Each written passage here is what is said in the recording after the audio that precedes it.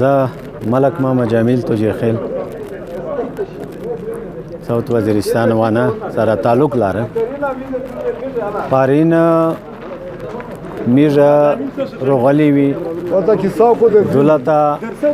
چې د میش کیم دولتا په بارډر کې کیما مسله وا روډ باند و بیا یقینا خبره دو چې دغه خلک ډېر مشکلات و کله میره لوند امازای دی کډره پوسا دی بیا د پارین راسا میره تقریبا 20 کاسا چې کیما جرګا وا د مونږ روغلی وی چې پاکه میش سره ټول د سپینجری وی مشرون وی میش پارین ریز تیرا کړلا نن ریزم تیرا کړلا بیا د مطالبات کې د دغه خلک میشتا پریټن شکل کې راس کړه پدا کې یو خبره داوا چې د میش د خلک غریب دی د میش د تاګر تاګ چې کیم دی د وډ کې د روزګاری نشتا نرمیشتا د لوس سامان خلوص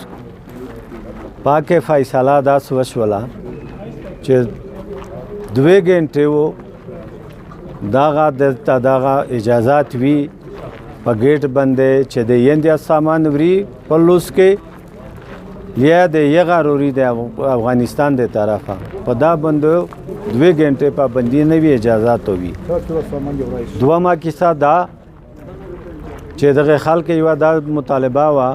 چې میره امازای کا د لوندې دی په بارډر باندې افغانستان لوري تا کا د پوڅا دی دا میره په 10 مشکل حالات تیریږي چې میش د یندیا سکین کیږي ایغه ها بایومټریک سیستم ا د دا مطالبه وا چې داغه د میره دا شای میشتا صرف په شناختی باندې شي چې صرف میش شناختی جاواتاوی ور او پا باندې میش کا یغه مزای دی چې اله رو پرځي کا یندیا کیز لویږي چې ور پرځي دا مطالبه حکومت و مانله درېما خبره دا چې میشتا دولتا په دا گاډي کې یو مشکل دی چې دا گاډي ډېر په سلو دي داغه خبره دا میشتا لشکې د تیزا کو انټری د یندیا د یغه دا انټری د میشتا لشکې تیزا کو چې داغه گاډي جو دغه کاروبار ته میشتا رکاوټ ته دا د حکومت میشترا انتظامیه و مانله چې دا ټیک خبره ده بالکل د امیر مانی نور داس خبره چې لکه دولتا انټرنیټ دی داغه دی ویل چې میرو داغه کی درتا باقی د هیلث چکیم څه کمای به شاید هغه دی ویل چې دا درتا کی ایجوکیشن په باره کې دی چې کیمه مطالبه وا هغه دی و مانله غدوی خبره خو چې هیلث ایجوکیشن کې پاکه دی 15 سری د ټیم خو چې په 15 سری د کو میشتوستا دا شای بحال کاوی نور دولتا د لوکل خلک د پورا چې کیم د دای سہولات یا دای کیم سہولات ور د ټرمینل خبره شوه چې په ټرمینل چې کلا جوړ شي پاکه چې کیم اګریمنټینا مخته شوی دي د امیر د دای سره بالکل مانی بلا مطالبه دا وا د لوند خلک دا مطالبه وا چې میش چونکه یی په بارډر د لوند او د لارګای د میش د سول لارګای چې کیما دو دا میش پوسټای په بارډر نردا د مهرباني وشي چې میشتا په دا کې سہولات